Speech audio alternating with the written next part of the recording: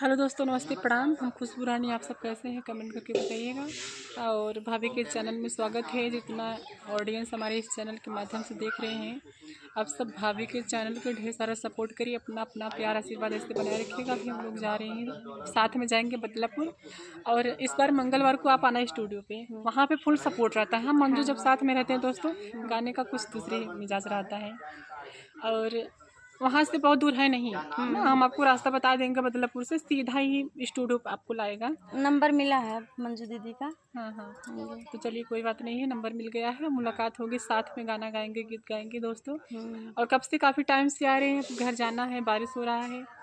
और भाभी के गीत चैनल में कहना है कि ए ननदो कैसे ही होला गदेला, ए ननदो कैसे ही होला गदेला, दर्द उठेला बोला कवने ही बेला, दर्द उठेला बोला कवने ही बेला, ए ननदो कैसे ही होला गदेला, ए ननदो कैसे ही होला गदेला। दोस्तों, आप सबका गीत कैसा लगा कमेंट करके बताइएगा।